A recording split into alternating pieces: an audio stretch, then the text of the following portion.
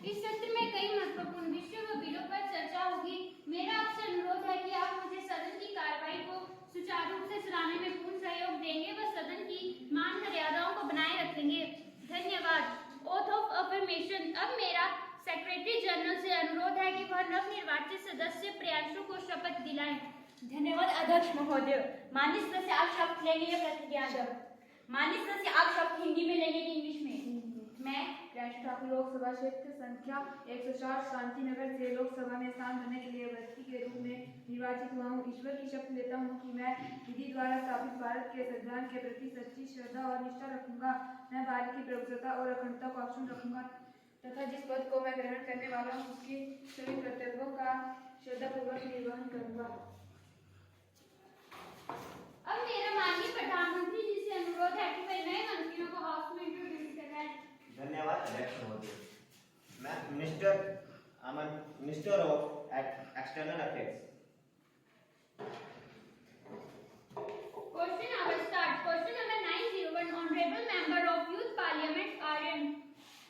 अध्यक्ष महोदय, मैं आपके माध्यम से माननीय श्रम एवं रोजगार मंत्री जी से जानना चाहता हूं कि आपकी सरकार बढ़ती हुई बेरोजगारी की समस्या से निपटने के लिए क्या कर रही है, क्योंकि रोजगार प्राप्त करना मनुष्य की जिंदगी का अहम पहलू है। रोजगार के बिना गुजारा करना नामुमकिन है। सभी लोगों को जीवन में 3 प्रमुख साधनों की आवश्यकता रहती है। उन्हें खाने के लिए भोजन, तन ढकने के लिए कपड़ा और सिर छुपाने के लिए छत चाहिए। यही बेसिक नीड है जो हमें फुलफिल होती नजर आ रही है। धन्यवाद। Honorable Labour and Employment Minister Palak, please. धन्यवाद अध्यक्ष महोदय। माननीय सदस्य द्वारा पूछे गए प्रश्न का उत्तर सभा पटल पर रख दिया गया है। If any supplementary question? Yes please. महोदय, मैं माननीय मंत्री जी के उत्तर से संतुष्ट नहीं हूँ। माननीय मंत्री जी यह बताने का कष्ट करें कि आपकी सरकार बढ़ती हुई बेरोजगारी की दर को कम करने के लिए क्या कदम उठा रही है। Honorable Minister, please answer the supplementary question. अध्यक्ष महोदय, मैं आपके माध्यम से माननीय सदस्य को यह बताना चाहती हूँ कि सरकार ने रोजगार का सृजन करने के लिए कई कार्यक्रम तथा योजनाएं लागू की हैं, जो इस प्रकार से हैं: आत्मनिर्भर भारत रोजगार योजना, प्रधानमंत्री रोजगार योजना, महात्मा गांधी राष्ट्रीय ग्रामीण रोजगार गारंटी अधिनियम, पीएम स्वनिधि योजना, पीएमईजीपी, प्रधानमंत्री मुद्रा योजना, digital India, make in India, smart cities, stand up India plan, startup India आदि। Question number 902. Honorable member Tanishka. धन्यवाद अध्यक्ष महोदय। महोदय, मैं आपके माध्यम से माननीय मानव संसाधन एवं विकास मंत्री जी से यह प्रश्न पूछना चाहती हूँ कि नई शिक्षा नीति क्या है। Honorable Human Resource Development Minister, please answer the question. अध्यक्ष महोदय, मैं आपके माध्यम से माननीय सदस्य को बताना चाहती हूँ कि नई शिक्षा नीति 1986 की शिक्षा नीति की जगह पर लागू की गई है। नई शिक्षा नीति 2020 के अंदर 3 साल से 18 साल तक के बच्चों को शिक्षा का अधिकार कानून 2009 के अंदर रखा गया है। नई शिक्षा नीति का उद्देश्य सभी छात्रों को उच्च शिक्षा प्रदान करना है। If any supplementary? Yes please. अध्यक्ष महोदय, मैं आपके माध्यम से माननीय मंत्री जी से यह जानना चाहती हूँ कि क्या एमफिल का कोर्स नई शिक्षा नीति में निरस्त कर दिया गया है। Honorable Minister, please answer the question. हाँ, निरस्त कर दिया गया है। अब छात्रों को एमफिल नहीं करना होगा। नई शिक्षा नीति लागू होने के बाद अब छात्र ग्रेजुएशन, पोस्ट ग्रेजुएशन और इसके बाद सीधा पीएचडी करेंगे। If any more supplementary question? Yes please. अध्यक्ष महोदय, मैं आपके माध्यम से माननीय मंत्री जी से यह जानना चाहती हूँ कि multiple entry and exit system क्या है। Honorable Minister, please. मैं माननीय सदस्य को यह बताना चाहती हूँ कि यदि 1 वर्ष पूरा हो जाता है तो एक छात्र प्रमाण पत्र प्रदान कर सकता है। यदि छात्र 2 साल पूरा करता है तो एक डिप्लोमा प्रदान किया जाएगा। यदि 3 या 4 साल का कार्यक्रम पूरा हो जाता है तो डिग्री प्रदान की जाएगी। Any more supplementary question? Yes please. महोदय, मैं आपके माध्यम से माननीय मंत्री जी से यह जानना चाहती हूँ कि नई शिक्षा नीति के अंतर्गत शिक्षा क्षेत्र पर कितने प्रतिशत सार्वजनिक व्यय का लक्ष्य रखा गया है। Honorable Human Resource Development Minister, please answer the question. महोदय, मैं आपके माध्यम से माननीय सदस्य को बताना चाहती हूँ कि नई शिक्षा नीति 2020 के अंतर्गत 2030 तक शिक्षा क्षेत्र पर सफल घरेलू उत्पाद में 6% हिस्से के सार्वजनिक व्यय का लक्ष्य रखा गया है। Any more question? No please. Question number 903. Honorable member Anshika. अध्यक्ष महोदय, मैं महिला एवं बाल विकास मंत्री से यह जानना चाहती हूँ कि सरकार बच्चों में बौनापन तथा कुपोषण को दूर करने के लिए क्या कर रही है। Honorable Minister of Women and Child Development, Neha, please answer the question. लाभ के लिए नए सिरे से वैज्ञानिक तथ्यों के आधार पर नीति बनाने का निर्णय लिया है। इसके लिए जल्दी ही एक वैज्ञानिकों की टीम बनेगी जो 3 चरणों में अध्ययन करेगी। इस टीम में प्रत्येक राज्य का एक सदस्य होगा ताकि भौगोलिक चुनौतियों पर ध्यान रखा जा सके। सरकार 6 माह से 36 माह की उम्र के शिशुओं को लेकर राष्ट्रीय स्वास्थ्य अनुसंधान योजना के तहत वैज्ञानिकों को जिम्मेदारी सौंपी है। इस प्रोजेक्ट का मुख्य लक्ष्य शिशु में मोटापन, कुपोषण और कमजोरी जैसी स्वास्थ्य समस्याओं को दूर करना है। If any supplementary question? No. Question number 904, Honorable Member Nishita. धन्यवाद अध्यक्ष महोदय। मैं आपके माध्यम से माननीय वित्त मंत्री जी से जानना चाहती हूँ कि भारत में वर्तमान के समय में प्रति व्यक्ति की आय कितनी है और इसमें बढ़ोतरी कैसे हो सकती है। Honorable Member of Finance, Prakriti, please answer the question. धन्यवाद अध्यक्ष महोदय। मैं माननीय सदस्य को अवगत करवाना चाहती हूँ कि वर्तमान समय में भारत में प्रति व्यक्ति आय $2450 है। 2022-23 तक $3360 प्रति व्यक्ति आय के साथ राज्यों में तेलंगाना शीर्ष स्तर पर है, कर्नाटक दूसरे व आंध्र प्रदेश तीसरे स्थान पर है। भारत में विदेशी व्यापार के जरिए प्रति व्यक्ति आय में बढ़ोतरी हो सकती है। वर्ष 2029-30 तक जीडीपी में घरेलू उपभोग का हिस्सा आधे से अधिक हो जाएगा। इस अवधि में भारत का विदेशी व्यापार करीब 2 गुना बढ़कर $2.1 लाख करोड़ पहुंच जाएगा। देश में प्रति व्यक्ति आय 2029-30 तक करीब 70% बढ़कर $4000 पहुंच जाएगी। प्रश्न का अब सदन की कार्रवाई थोड़े समय के लिए रोक दी जाती है। सदन की कार्रवाई पुनः शुरू की जाती है। 0 hour start. Adjournment motion by Molika. महोदय, मैं सदन में स्थगन प्रस्ताव पेश करने की अनुमति चाहती हूँ। Permission is granted. धन्यवाद अध्यक्ष महोदय। मैं आपके माध्यम से सदन का ध्यान दुनिया में बढ़ रहे साइबर क्राइम के मामलों की ओर आकर्षित करना चाहती हूँ। जिस गति से तकनीक ने उन्नति की है, उस गति से मनुष्य की इंटरनेट पर निर्भरता बढ़ी है। एक जगह बैठकर इंटरनेट के जरिए मनुष्य की पहुँच विश्व के हर कोने तक आसान हुई है। आज के समय में हर वो चीज़ जिसके विषय में इंसान सोचता है उस तक उसकी पहुंच इंटरनेट के माध्यम से हो सकती है, जैसे कि social networking, online shopping, data store करना, gaming, online study, online job आदि। वर्तमान समय में भारत की बहुत सी आबादी सोशल नेटवर्किंग साइट का उपयोग करती है। भारत इंटरनेट का तीसरा उपभोगकर्ता देश है, परंतु भारत के लोगों में सोशल नेटवर्किंग साइट्स के उपयोग की प्रति जानकारी नहीं है। इसके साथ ही अधिकतर सोशल नेटवर्किंग साइट्स के सर्विस विदेशों में हैं, जिससे भारत में साइबर अपराध घटित होने की स्थिति में इसकी जड़ तक पहुंच पाना कठिन होता है। आज के देश में किसी भी प्रकार का डाटा सोने के समान है। साइबर अपराध से बचना बहुत जरूरी है। आंकड़ों के मुताबिक एशिया में साइबर अपराधियों के निशाने पर भारत दूसरे नंबर पर है। वर्ष 2022 में उसके पिछले साल के मुकाबले रैनसमवेयर के हमले 53% बढ़े हैं। स्मार्ट सिटी के आईसीसी के पास पूरे शहरों के लोगों का कई तरह का डाटा मौजूद है। पानी, बिजली, गाड़ी समेत आईटी गवर्नेंस का भी डाटा मौजूद है। आईसीसी की साइबर सुरक्षा मौजूद नहीं तो साइबर अपराधी किसी भी समय हमला कर पूरे सिस्टम को अपने कंट्रोल में ले सकते हैं। इसमें वित्तीय नुकसान के साथ साथ काम में बाधा तथा अन्य तरह की दिक्कतों का सामना करना पड़ सकता है। महोदय, यह एक बहुत बड़ी चिंता का विषय है। मैं आपके माध्यम से सरकार से यह पूछना चाहती हूँ कि ऐसी बदलती स्थिति से निपटने के लिए क्या कदम उठाए जाएंगे। धन्यवाद अध्यक्ष महोदय। Honorable Home Minister Komal, please. धन्यवाद अध्यक्ष महोदय। मैं आपके माध्यम से माननीय सदस्य को बताना चाहती हूँ कि हमारी सरकार ने साइबर क्राइम से निपटने के लिए कई फैसले लिए हैं। अब देश के लिए सभी 16,347 पुलिस थानों में crime and criminal tracking network and system लागू किया है। अब तक 99% थानों में 100% FIR सीधे CCTNS में दर्ज की जा रही है। इसके अलावा साइबर क्राइम से निपटने के लिए इंफ्रास्ट्रक्चर स्थापित करने का काम पुलिस 24 स्तर पर पूरा हो चुका है, जबकि साइबर क्राइम के खिलाफ एनालिटिकल टूल बनाने का काम भी 40% तक पूरा हो चुका है। धन्यवाद। Any supplementary question? Yes, please. धन्यवाद अध्यक्ष महोदय। मैं आपके माध्यम से माननीय मंत्री जी से यह जानना चाहती हूँ, साइबर बुलिंग मामले में किसी अपराधी को सजा का क्या प्रावधान है। Honorable Home Minister, please answer the question. IT amendment act 2008 की धारा 66A और 66B साइबर बुलिंग पर आधारित होती है, जिसके तहत 3 साल तक की जेल तथा जुर्माना हो सकता है। किसी को मानसिक आघात पहुंचाना, आपत्तिजनक सामग्री भेजना दंडनीय अपराध है। यह अपराध इस कानून की धारा 72 के तहत आता है। साइबर बुलिंग के मामलों में 3 साल तक की जेल हो सकती है। धन्यवाद। 0 आवर्स समाप्त। कार्रवाई थोड़े समय के लिए रोक दी जाती है।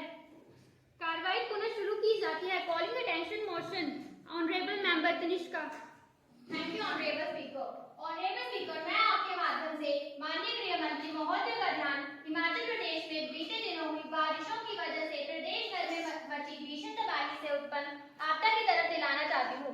महोदय, राज्य में बारिश से जुड़ी घटनाओं में अब तक 275 लोगों की मौत हो चुकी है। 2600 से अधिक मकान पूरी तरह क्षतिग्रस्त हो चुके हैं।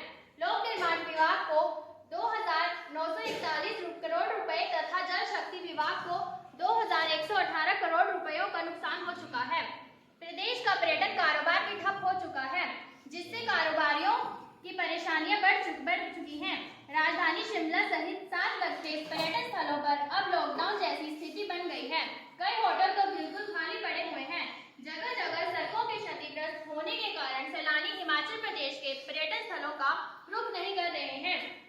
कुल मिलाकर हिमाचल प्रदेश का पर्यटन कारोबार तथा समूची अर्थव्यवस्था चरमरा गई है। हिमाचल प्रदेश सरकार ने विधानसभा में ध्वनिमत से प्रस्ताव पास करके केंद्र सरकार से राज्य की हालिया आपदा को राष्ट्रीय आपदा घोषित करने का आग्रह किया है।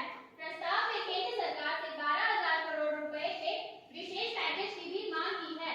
तो मैं आपके माध्यम से माननीय मंत्री महोदय जी से यह जानना चाहती हूँ कि क्या आपकी सरकार राज्य के लोगों के हितों व तकलीफों को ध्यान में रखते हुए दिल खोलकर आर्थिक सहायता प्रदान करेगी या नहीं? माननीय मंत्री महोदय अपना दृष्टिकोण स्पष्ट करें। धन्यवाद महोदय। Honourable minister of home affairs Komal please.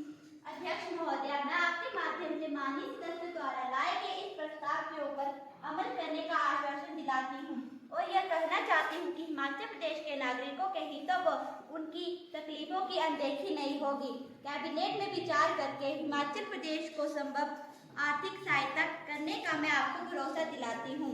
सड़कों का जो भी नुकसान हुआ है उनकी क्षतिपूर्ति के लिए हर प्रकार की सहायता की जाएगी ताकि हिमाचल प्रदेश में पर्यटन कारोबार एक बार फिर से पटरी पर लौट सके।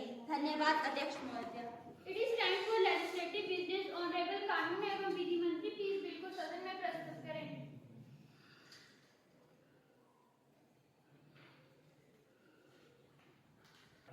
आई रिपीट, ऑनरेबल कानून एवं विधि मंत्री प्लीज बिल को सदन में प्रस्तुत करें। धन्यवाद अध्यक्ष महोदय। अध्यक्ष महोदय, मैं महिला आरक्षण बिल को सदन में प्रस्तुत करने की स्वीकृति चाहता हूँ। Granted please. धन्यवाद अध्यक्ष महोदय। महोदय, मैं सदन को यह बताना चाहता हूँ कि यह बिल पिछले 27 वर्षों से संसद की चर्चा का विषय बन रहा है।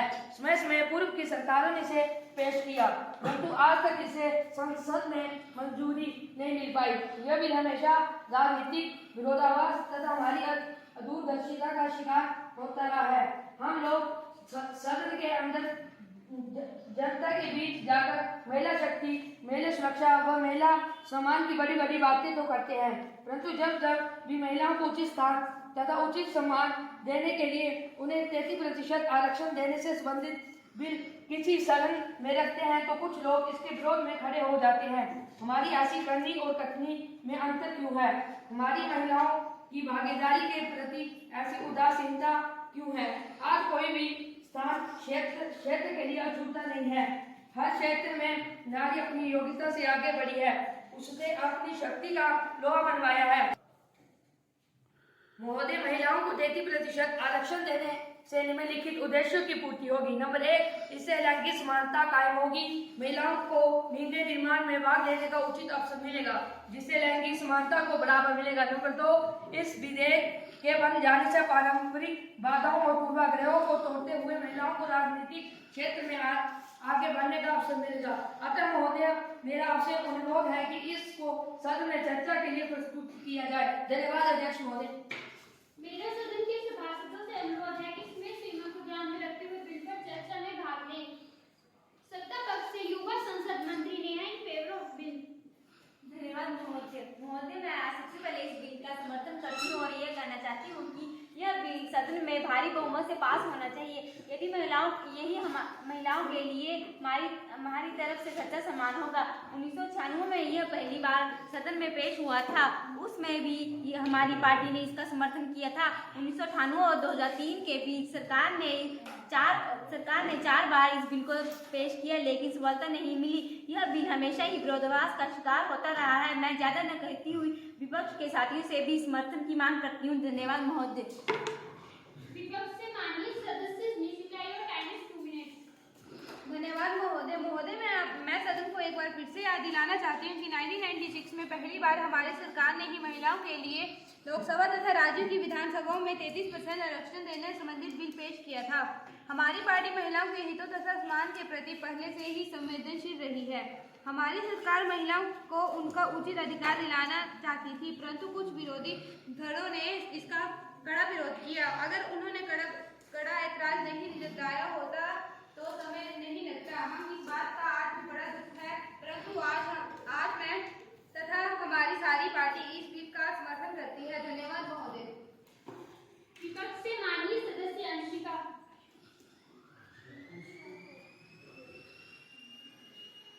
धन्यवाद अध्यक्ष महोदय। मैं आपके माध्यम से सदन को यह बताना चाहती हूँ कि आजाद भारत में पहली बार 100 से अधिक महिलाएं संसद में पहुंची हैं। 1951 से लेकर आज तक लोकसभा के आंकड़े इस प्रकार हैं। 1951 में 5%, 1962 में 6%, 1971 में 5%, 1977 में 4%, 1980 में 5%, 1984 में 8%, 1989 में 6%, 1991 में 7%, 1996 में 7%, 1998 में 8%, 1999 में 9%, 2004 में 8%, 2014 में लोग 12%, 2019 में 14%। राज्यसभा में 1951 से अब तक 13% से अधिक नहीं है। 19 विधानसभाओं में महिलाओं का प्रतिनिधित्व 10% से कम है। हिमाचल प्रदेश में सबसे कम है, महज 1 महिला विधायक है। अगर हम पाकिस्तान की बात करें तो वहाँ महिलाओं का प्रतिनिधित्व 20% है। बांग्लादेश में 21% है। महोदय, यह भारत के लिए एक बड़े चौंकाने वाले आंकड़े हैं, जिन पर विपक्ष को भी सबक लेना चाहिए। विपक्ष से माननीय सदस्य अंशिका। धन्यवाद अध्यक्ष महोदय कि आपने मुझे बिल पर चर्चा करने का अवसर प्रदान किया। महोदय, सत्ता के मेरे साथी ने जो यह महिला प्रतिनिधित्व से संबंधित आंकड़े प्रस्तुत किए हैं, यह सचमुच चौंकाने वाले हैं। परंतु हमारी पार्टी ने तो सबसे पहले 1992 महिलाओं के लिए पंचायतों तथा नगर पालिकाओं में 113 सीटें आरक्षित करने के लिए बिल पेश किया था। यह महिलाओं के लिए हमारी तरफ से सबसे बड़ी सौगात थी। हमारी पार्टी तो शुरू से ही महिलाओं की हितैषी रही है। 2009 में भी भारी विरोध के बावजूद हमारी सरकार ने महिला आरक्षण बिल को पेश किया था, पर सफलता नहीं मिल पाई थी। इस पर विपक्षी दलों का रवैया ठीक नहीं था। 2010 में हमने इस बिल को राज्यसभा में पेश किया और यह बिल राज्यसभा के पास भी हो गया था। हम तो हमेशा से महिलाओं के साथ खड़े हैं और इसका इस बात पर समर्थन करते हैं। धन्यवाद महोदय जी। माननीय सदस्य तरुण, बिल के विरोध में। धन्यवाद अध्यक्ष महोदय, मैं पूर्व वक्ताओं को ध्यानपूर्वक से सुन रहा था। मैंने देखा कि हर राजनीतिक दल इस बिल को अपने राजनीतिक फायदे के लिए भुलाने की कोशिश कर रहा है। कोई कहता है कि यह तो सिर्फ हमारी सरकार के प्रयासों से ऐसा हुआ है। कोई कहता है कि हम तो शुरू से ही महिलाओं के हितों को लेकर बड़े संवेदनशील रहे हैं। यह सब आखिर क्या है? मैं तो कहता हूँ कि यह सिर्फ राजनीतिक स्वार्थ है। Honorable member, please come to the subject. Don't create indiscipline in the house. Yes महोदय, मैं मुद्दे पर ही आ रहा हूँ, पर यह सत्ता पक्ष की तानाशाही ठीक नहीं है। मुझे अपने विचार रखने का पूरा अवसर मिलना चाहिए। It is time for voting on Women Reservation Bill 2023. Firstly, the present members thus are in favor of the bill. Please say yes. Yes. Secondly, the present members thus are in protest against voting. Please say no. No. I think yes have it. So bill is passed. इस session में लोकसभा में कुछ और bill भी सदन की स्वीकृति के लिए रखे गए हैं। उपस्थित सभासदों से अनुरोध है कि वे बिलों की महत्ता को जानते हुए ध्वनिमत विधि द्वारा पारित करें। बिल सीरियल नंबर 701, द भारतीय नागरिक सुरक्षा संहिता bill 2023, which is introduced in Lok Sabha by Ministry of Home Affairs on dated 11/08/2023. Firstly, the present members thus are in the protest of bill. Please say no. No. No. Firstly, the present members does any protest of bill, please say no. No. I think that yes is habit. Yes, habit, so bill is passed. सभा में आज 2 bill pass हुए हैं। आप सभी सांसदों को बहुत बहुत बधाई। सभा अनिश्चितकालीन समय के लिए बर्खास्त की जाती है।